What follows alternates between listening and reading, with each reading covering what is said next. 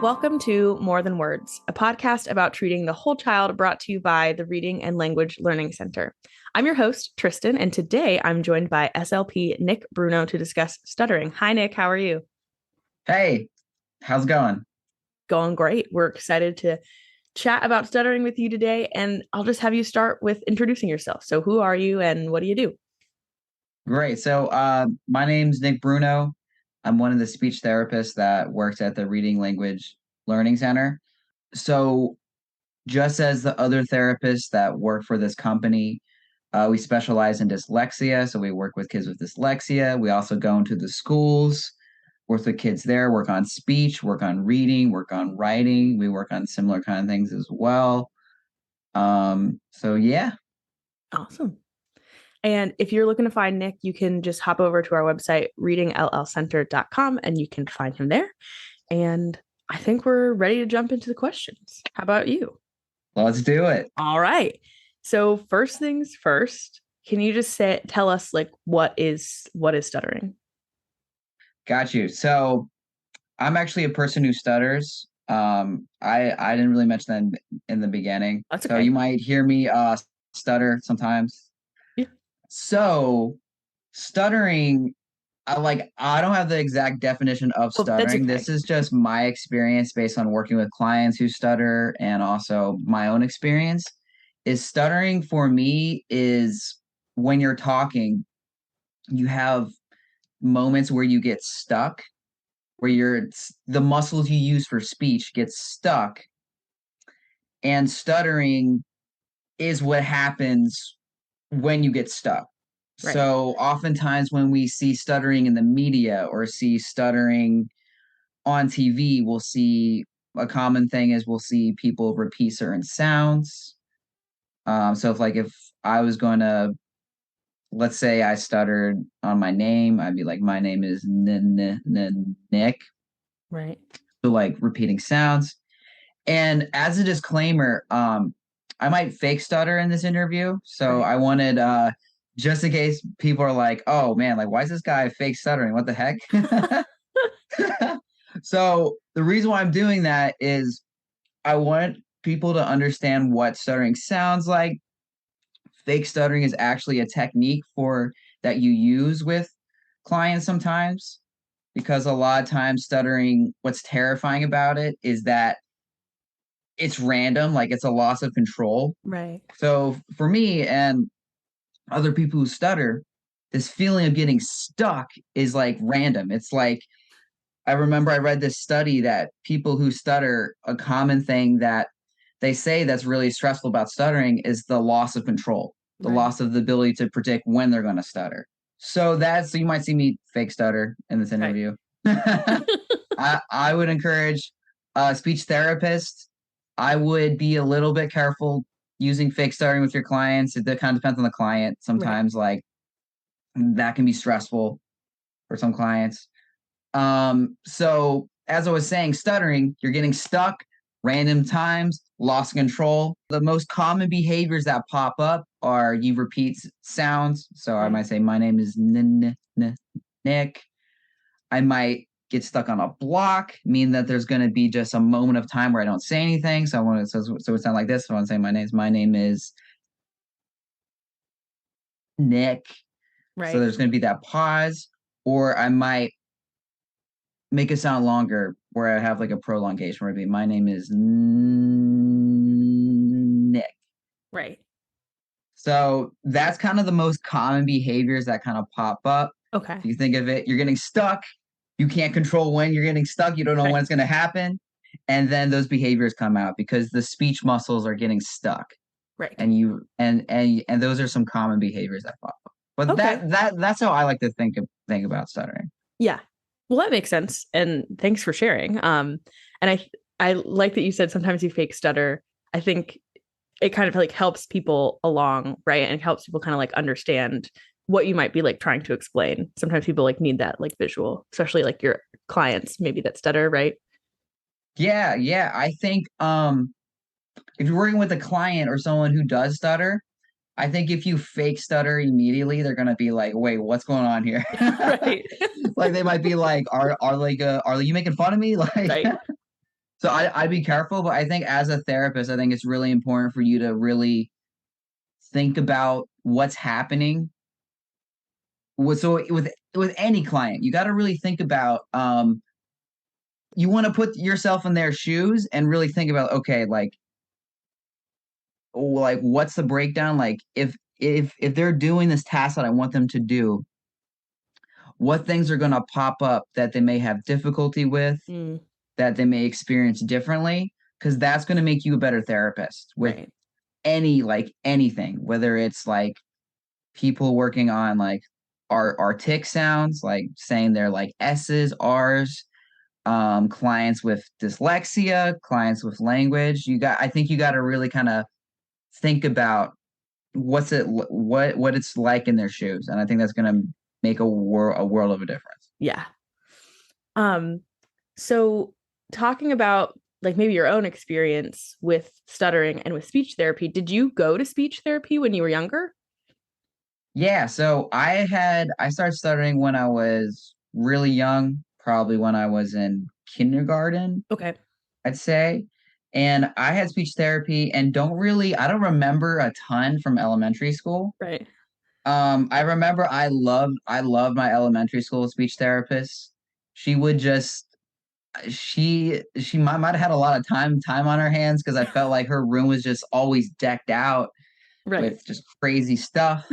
I remember like when it was like when it was Halloween. One time her room was just decked out with just all these candles, and we listened to like scary stories. Right. I don't remember how it related to stuttering in any way, but like we listened to scary stories and did some sort of speech activity. Right. And so I remember the elementary school therapist. Then I went to middle school, and that therapist was a little bit more like kind of like clinical, more serious. Okay. I don't remember anything about that. I just remember she made me say taxi a bunch of times because I think I mispronounced taxi. Well, there you go. So yeah, and I say from middle school to high school. After middle school, I say maybe seventh grade, I got discharged from therapy. And maybe on the surface it seemed like I just stopped stuttering. I didn't stutter anymore. Okay. But I would still have moments where I would stutter. Or also what happens sometimes is if you stutter for a long time and you are really aware of it and you try to avoid it, Hmm. sometimes you can kind of predict when you're going to stutter, or not even predict. It's kind of like you think you're going to stutter, and so Hmm. you just don't say anything. Right. So oftentimes when I was in middle school and high school, I just wouldn't really say a lot with around situations I know I was going to stutter. So if I'm sitting in a group with some people and I'm like, "Ooh, I think I'm going to stutter around these people," I just wouldn't say anything. And Yeah. on the surface, it looks like, "Oh yeah, he's fluent. He's just really quiet." Um, but on the downside, I'm not saying anything, but in my mind, I have all these just negative thoughts, feelings. I'm like, "Oh my God, I want to say this, but I can't." But if I do say something, kids are gonna make fun of me. And for me, it was peaks and valleys where stuttering got better in certain situations, stuttering got worse in certain situations. And then I'd say in college, um, I was going through some mental health things in college, and I noticed my stuttering was getting worse. And so I eventually saw a speech therapist as an adult when I was like 18 or Okay. 19. So that therapist helped me a lot with different, especially with reading out loud. I had a couple of techniques that she taught me. But yeah, that's my experience with speech therapy. It's kind of like I was like from the very beginning, then all the way to all the way to speech therapy as an adult. Yeah. Um, and I'd say now, I like even right now in that story, like maybe I stuttered, maybe I didn't. Who knows? Right. But I think that's the really interesting thing about stuttering is that I can there'll be times where like people who stutter speak 100% fluently. Like you'll have a kid who stutters and like they'll play online games with their friends and not stutter at all. But Wow. then the moment you get them to speak in front of people, the moment you get them to like order at a restaurant, like then you're going to see that stuttering. And so Right. it's a little bit it kind of drives therapists crazy because like, oh well, like he didn't stutter in my room and now he's stuttering here and he's saying he's stuttering, but I didn't see him stutter once in my room. So what's going on here? Right. But would you say like you found the speech therapy you received both as a child and as an adult to be like helpful? Like, would you recommend, well, I mean, would you recommend stuttering therapy for anyone? But I guess mainly as an adult too. That's interesting to me. I think it really depends. I think what's a challenge, like I think for me, I don't remember enough about therapy when I was younger to Right. really know if it was effective. And then the one with adult, I feel like it didn't really like it like addressed some of the stuttering, but it didn't address the whole picture. Right. What besides the therapy, I think what also really helped me too is after I had therapy, I was involved in the National Stuttering Association. I went to a conference. I got involved. I used to live in Philadelphia, so I got involved in the Philadelphia chapter. Okay. And that I think for me, that is what radically changed my perspective on stuttering Okay. and also made my stuttering have less of an impact on my life. Cool. So you found like getting more involved in kind of like community outreach in terms of like stuttering specific community um, organizations made it easier for you. And that was a little more helpful than like therapy might have been. Yeah, yeah. I think for me the what helped me is I think I had a lot of negative outlooks on stuttering, like Right. thoughts and feelings, and like when that happens, it makes stuttering worse. Like Right. when you have negative thoughts about it, negative feelings, and you're trying to avoid it, Right. um, based on like a very like modern kind of stuttering therapy, or like well, like what's called like avoidance reduction therapy Mm-hmm. is like the avoidance of stuttering. Those negative thoughts and feelings is what makes the stuttering worse. Okay. And the rationale behind that kind of therapy is really targeting the underlying issue with stuttering, that the avoidance and the negative things that make it like worse. Right. And um, I forgot to mention this, but you worked with Kim Saborin, who was on the podcast before, and she chatted about stuttering, but she more talked about like the impact on the family. So she gave kind of like a sibling and parent like advice perspective kind of a thing, but you studied under her, right? Yeah, yeah. So I went to Temple for grad school, and so she was my supervisor a million different times. Yeah. She was my supervisor. I've been involved with her camp for a while, like Right. 3 or 4 years. I always wonder if I'm ever gonna stop being involved with that With the camp because camp. for Yeah. me, like I get so much out of it. Right. Even especially talking with the parents. I remember I have a couple of friends that stutter too, Mm-hmm. and like my one friend is also involved in the camp, and like we like are always saying that like it's one of those things that I'll like be there, I'll like work at that camp for free. Right. Because like I feel like I get more out of it than like sometimes the kids. Right. Because for me, if I had something like that when I was younger, like if I had or even if I had someone say, "Hey, stuttering's okay, like it's okay to stutter," that Right. would have radically changed like my whole entire life. Yeah. And do you think that like because I remember when I was talking to Kim, and we had Vivian Siskin on and she Oh yeah. taught Kim, which is hilarious. So like Yeah. there's we have this kind of like trifecta here. But talking to them, it sounds like they are teaching more of like the avoidance reduction kind of a therapy and more of like acceptance therapy. So do you see that speech therapy for stuttering is trending more in like a positive light where people are saying, hey, it's okay to stutter and like giving you more of those tools? Like, do you see that in like what your colleagues are doing? Yeah, I think if you truly, truly are trying to treat the underlying thing that's going on with stuttering, Right. depending on the client, I think really targeting the avoidance of stuttering Right. is like one of the biggest like things about stuttering that I think is really important to target. Right. And of course, there's other like behavioral things we can do. Like we can like there's different techniques that you can use to kind of manage stuttering in the moment. Um, but I think really targeting the underlying thing of that avoidance Right. is really something that's really unique about stuttering Mm-hmm. that is often overlooked. Right. Wow. Okay. So you had mentioned this a little bit when we were talking about how you'd been discharged when you were in like seventh grade ish, is that you said it appeared that you were more fluent. So would you say that you've become more fluent as you've gotten older? Like, is that a normal trend or like, is that just like a misconception that people have?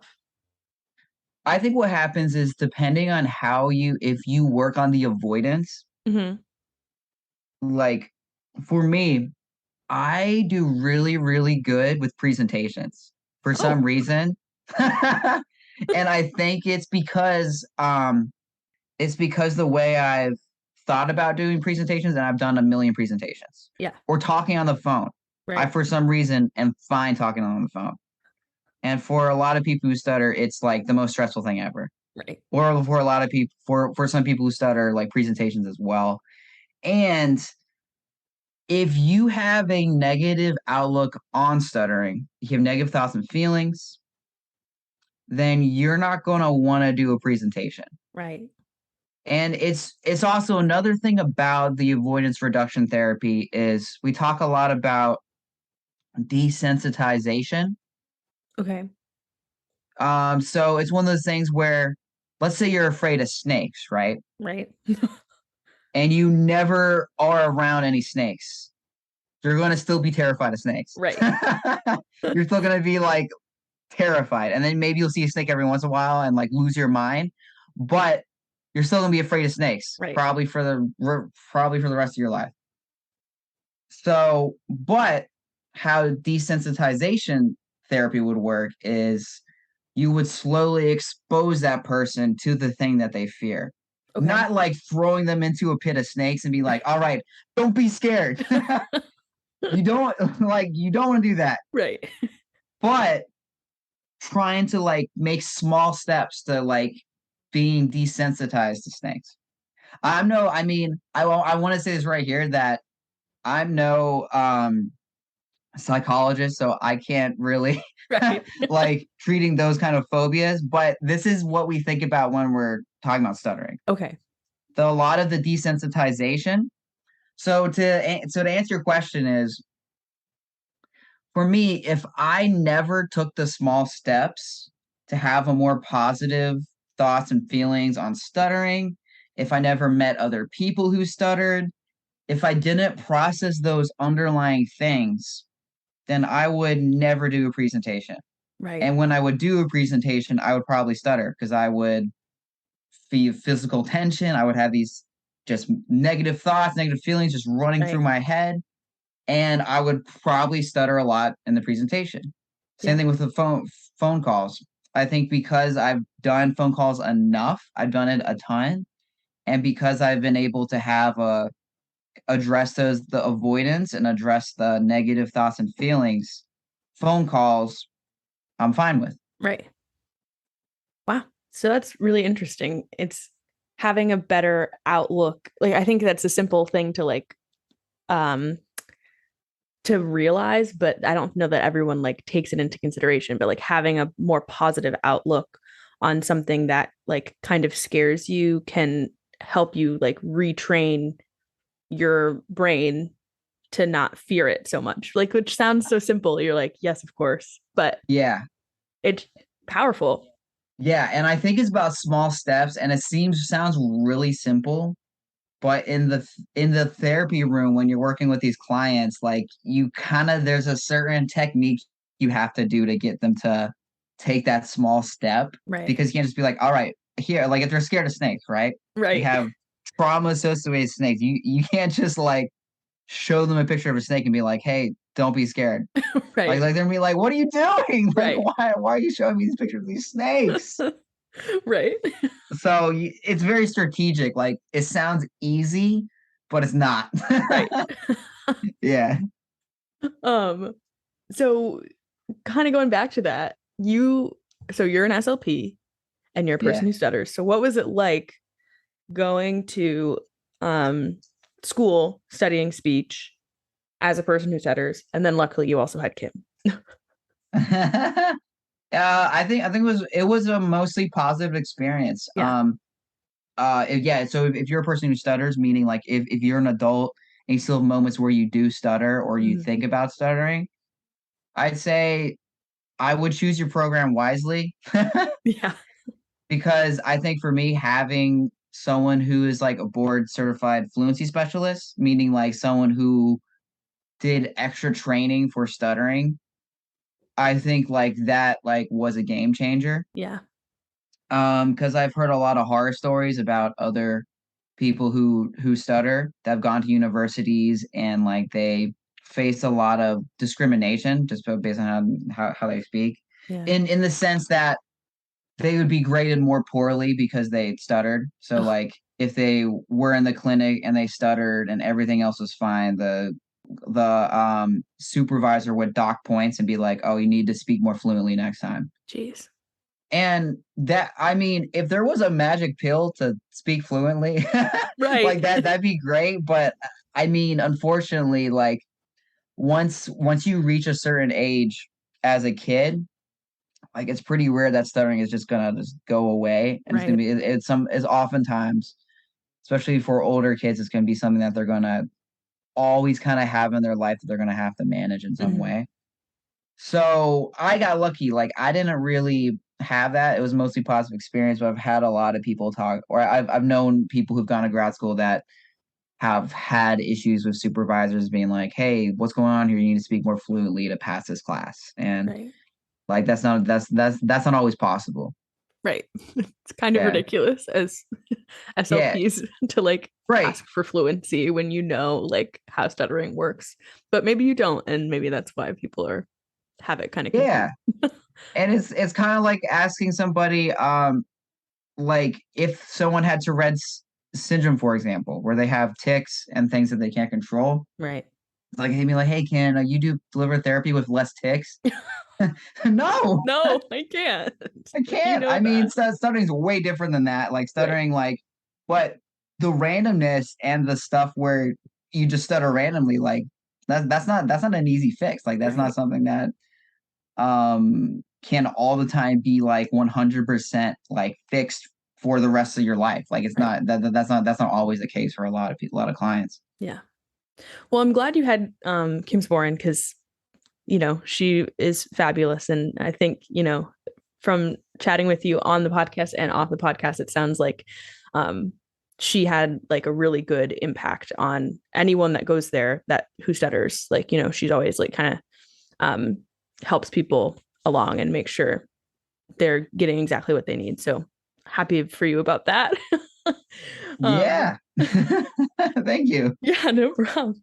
So we talked about you going to university and studying speech as a person who stutters. So then you entered the workplace as an SLP as a person who stutters. What was that like getting a job for the first time and stuff like that? Ooh, I say my placements and the jobs, that was where a little bit harder. Okay. Yeah. For my placements at least, like people kind of I had some supervisors that were like okay with the staring. I had some supervisors that were just a little kind of weird about it. Mm, Just like uncomfortable, or were just kind of afraid to kind of address it or talk about it. odd. Um yeah, it's odd. Like for me, I'm like, oh, great. Yeah. Um, but at the same time, I was like, well, I mean, if they didn't get like a good stuttering education, there's a good chance that they might just be like, what do I do here? Right. Or I've had like also teachers or like aides, like I've aides react in certain ways that were not like fun. I'm sorry. It's fine. Yeah, that's just like yeah, that's just the nature of Right. just like having anything that's different. And what do you like normally say to people in those situations? I think the most common thing that I've had is like this doesn't happen with teachers as much, but like sometimes like A's will like kind of like smirk or kind of like laugh a little bit Hmm. when I'm like stuttering like a little bit more. Um, and I think what happens is when people see something that they don't expect, they feel uncomfortable. Right. And so sometimes that manifests as laughing or like smirking. Right. It's kind of like if like you're watching something, let's say you're watching a show and something crazy happens on stage, like like you're gonna feel uncomfortable, and sometimes people like to deal with that feeling of uncomfortableness. They'll laugh or they'll kind of smirk a little bit. Right. And so how I've addressed it is I just confront them about it. I'd be like, hey, just so you know, I have a stutter. So sometimes you might see me like get stuck where I might repeat certain sounds or I might Right. pause. Well, you know, that's normal. And then normally just going from there, they kind of that establishes that like they that establishes that they know what's going on. Like they know what's going on. It's not just like, oh man, this guy doesn't know what he's doing. Oh, Because jeez. I'd rather have someone think that I stutter than think that I don't know what I'm doing. Right. Because sometimes that's what will happen is when someone sees someone stuttering, they're like, he must not know what he's talking about, or they might think like, oh well, I guess he didn't practice beforehand. Which And is not the case. but the thing is, I'd rather be identified as someone who stutters Right. than someone who is not prepared and isn't competent at their job. Right. I feel like if you address it, I personally feel better about it. It lets the person know what's going on. And then generally like the negative reactions like stop. Right. Where like if someone's like if you notice someone smirking or laughing, they definitely won't do it again. Right. Because they're Right. like, oh shoot, he saw me do that. Right. And like if I do that again, like I'm gonna look like a jerk. Right. Yeah. Yeah. So Well, that's that's happened before. yeah. That's good advice though. Like just, letting people know, hey, I'm a person who stutters. Like you're gonna see that because sometimes people are like don't realize that they're being rude, which sounds silly, but they don't realize they're being rude and they Yeah. need to be reminded. um and then sometimes people just like don't know, like you said, like people get uncomfortable because they don't know what's happening, and then you're like, chill out, person. Like it's gonna be all right. Yeah. Yeah. I think yeah, I really think the dressing thing is like always the way to go. Yeah. And so you said sometimes the placements were a little bit difficult, but then we have you here and it's great having you here. So Oh, the thank you. jobs seem like they went well. So how was like interview process and stuff like that?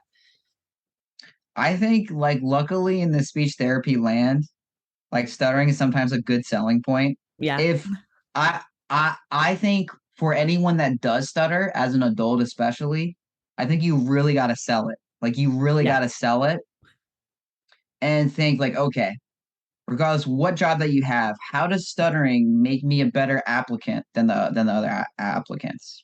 Yeah. I'm thinking through the perspective of like neurodiversity, how everyone has different brains. Some Right. people have autism and they have a different brain. They have different ways that they do things. Right. Some people have ADHD. And I think one thing that people sometimes forget to think about is that whatever thing that you have that's different from somebody, you have different experiences, you have different thoughts about things. And if we had problems, right? Problems of the world, and everyone was the exact same, had the exact same experiences, had the exact same brains, we wouldn't be able to fix the problem because we wouldn't be able to think outside the box. Right. And I think like stuttering or anything, there are advantages to the experiences that you go through. Right. And so even though it seems hard, like if you have any disability or if you have anything that really kind of affects your ability to function in day-to-day society, but your experiences and the way that you think, the fact that it's different, like we need more different people because they're Right. going to help us solve more problems. Like if Right. we have the same people solving the same problems and with our clients, right? Not like if we have the same exact therapist with the same personality, same kind of things, if we have them, not that therapist is not going to work great with every single client. And that's Exactly. why we need more therapists with just different experiences, perspectives, lives to really kind of address those clients that maybe that kind of therapist is what they need and what they've been missing Right. for all those years. Yeah. Well, that's cool. It's cool to hear that you use stuttering as a selling point because it is. Um, Yeah. and I think that's great advice to anyone who is like currently like going through, they're getting through college and they're like, hey, I'm about to start applying to jobs and like I'm feeling pretty okay about it, but I do want to like figure out how I can tell this employer like about my stuttering and like tell them it's going to be a great thing for you to hire me because of it. So I think that was great advice to any of the Yeah. young folks looking for jobs right now. Right. Because we see like it happens, right? Where we watch like American Idol, right? Mm, And we see some person that has some thing going on in their life. When we see someone confidently address the thing that they have, sell it, and show that they're successful with this different thing that they have, people respect that. yeah. People when they see you have something that in the back of their head they're like, oh shoot, stuttering, how's this guy able to do something like this Right. or anything, right? Like anything, like when they see you successful and confident, able to really pursue your dreams despite the things that are going on, the thing that makes you different, Mm-hmm. people respect that. And like I think that builds in terms of like when you're applying for jobs and looking for places to work, if you're able to really establish that and also sell yourself Mm-hmm. and really explain like, okay, this thing that's different about me is going to make your company better for Right. these reasons. When you're able to do both those things, it makes a huge impact on how people like if they want to hire you or not, Right. they think you're going to be effective or not. It really like reframes what they originally would think about something. It Right. completely flips it. And they're Yeah. like, oh wow, they're right. We do need something that's different. Yeah. Yeah. That's awesome. Piggybacking off of that advice, what advice would you give to parents of children who are like school age, so maybe like high school and younger, who stutter? I'd say so for parents who stutter, I think one of the biggest things that you could do first is even just letting your kids know that like, hey, it's okay to stutter. Just Right. starting from there, finding ways that you can not have them have a negative association with stuttering. Yeah. So an example would be I would maybe try to avoid putting a lot of pressure on them and really trying to get them to like quote unquote fix their stuttering. Like I think putting pressure on them is not good. I think if you always just like if you're always talking about it and being like, oh wow, you stuttered less there, or like, oh, you stuttered more there, like I think even just taking a step back and letting it be okay for your kid to stutter, as much as that sounds counterintuitive, you're like, wait, you want it to be okay to stutter? Like, aren't you trying to not stutter anymore? I think if you step back, you'd be surprised how much progress you can make in terms of stuttering less Right. and also improving their attitudes about communicating with people. Right. Because if you're constantly correcting somebody, if you're constantly like letting them know like, oh, you stuttered there, oh, you're stuttering less today, oh, you're stuttering more today, hey, if you fix your stuttering, I'll buy you an Xbox or something. So like like if you like even if you did that, I mean, I really think it's one of those things where it sounds counterintuitive, but it really makes a huge difference. Yeah. Just like letting them know it's okay so that they have like breathing room. And like you said, they don't end up like developing like those negative thoughts and like a negative outlook towards it. Yeah, Yeah. right. And also just doing there's certain things that we do when we know stuttering is kind of creeping up. For a person who stutters, like there's a lot of avoidance things that we do that make the stuttering worse, that we Yeah. think it's helping, but it's really not. Yeah. So then what advice would you give to the students that stutter?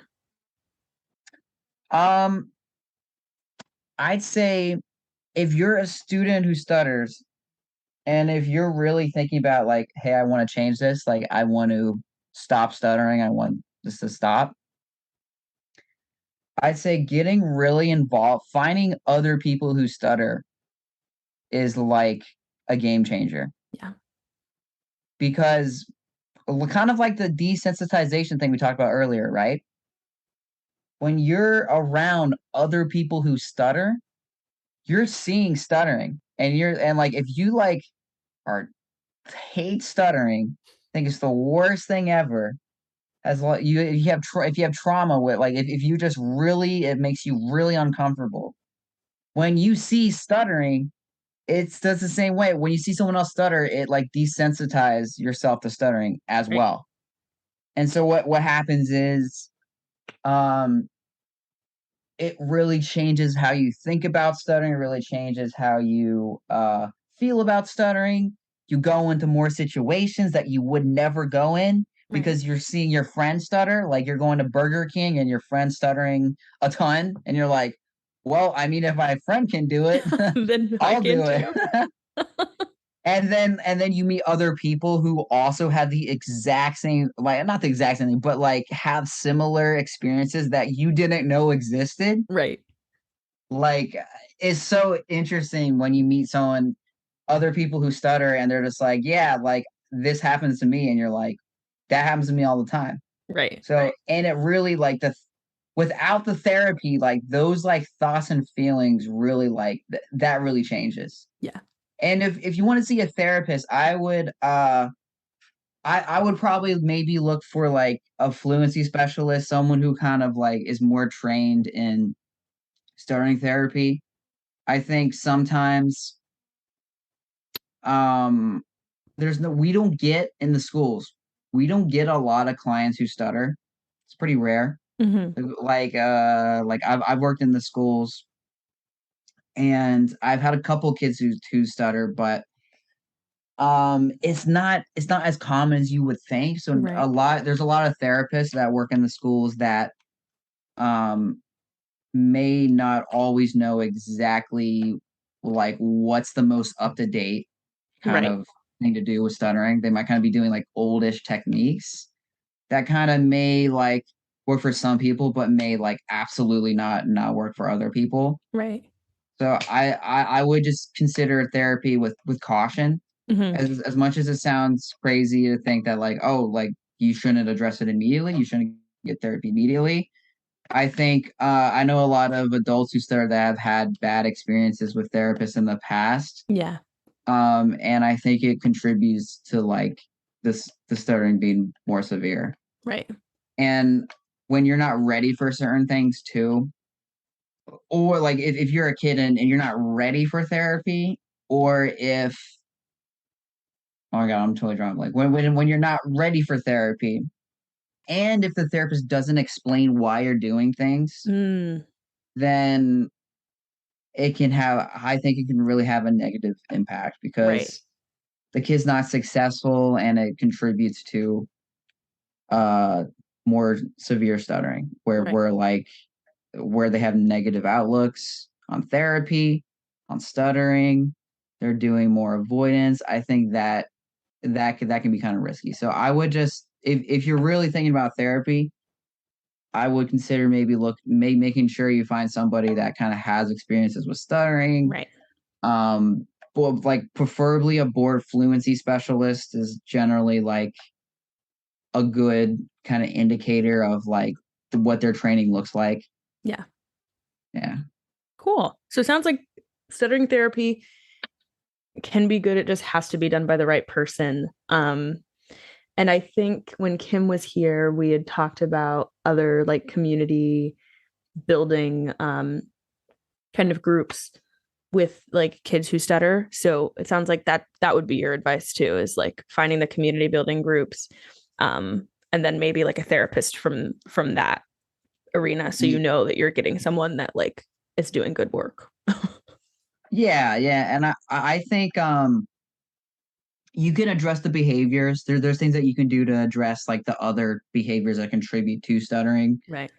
But if you don't address the other, like the avoidance and the other big things, um, then I think you run into the client feeling like still stuttering and being like, wow, like therapy wasn't effective for me. Right. Yeah. Yeah. Well, this was all fantastic advice. Do you have any other things you want to mention before we go? I say that's pretty much it. Like I always worry about sometimes when I'm talking about stuttering, it sounds like counterintuitive. People are just like, wait, don't do therapy, stutter more. And people are like kind of sometimes don't really get that aspect of it, but they're like listening to a lot of stuttering specialists, going to the NSA, meeting other stuttering specialists who stutter. Like this is a lot of things that they kind of keep talking about. Right. It's really addressing like the avoidance. And Yeah. like that's almost up-to-date research.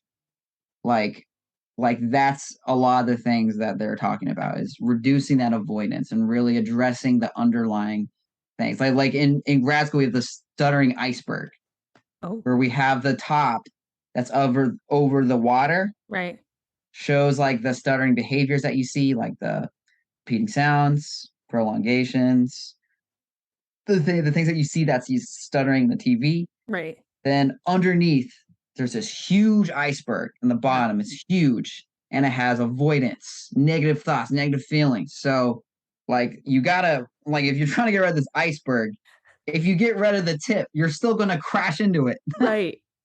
If you still got that stuff, you could 100% speak fluently and Right. still have these negative, like these underlying things that are making you not enjoy your life in terms of communication, Right. social skills, and social participation. Yeah. So like you can chip at that bottom, but like you can chip at that top that's above the water. But if you don't address the bottom, like you're still gonna your ship is still gonna crash to that iceberg. Exactly. Yeah. And it's funny that you say it sounds counterintuitive, um because I like, as a person who didn't know a lot about stuttering before I started working with RLLC, that probably would have sounded like counterintuitive to me. I would have been like, okay, I would have accepted it, but it would have sounded counterintuitive. But after having like Vivian Siskin on and Kim and now you, it's like all three of you have said the same kind of thing, about like the avoidance, reduction therapy and more of like that acceptance therapy. So it's really cool to hear because it sounds counterintuitive at the beginning. And then the more and more you talk about it, it's like it makes all the sense in the world. And like you are a case of like it being complete, like super effective, because you're telling me like, yeah, you went to school and you stuttered or you studied it, but you also are a person who stutters, and you are telling me like how effective it was for you. So like it's really cool to see, and like we really appreciate you coming on so that other people can like kind of hear this advice and know that, especially for parents, I feel like sometimes parents are scared their children are going to feel like they can't be successful, but now seeing an SLP who stutters, who's in the workforce, it's like kind of cool for them to like have that representation. Thank you. Yeah. Yeah, no problem. So thanks so much for being here, and I'm sure we'll chat again soon. And thanks so much to the audience. So don't forget to leave us a little rating and review and subscribe so you don't miss any episodes. And we'll chat with you next time.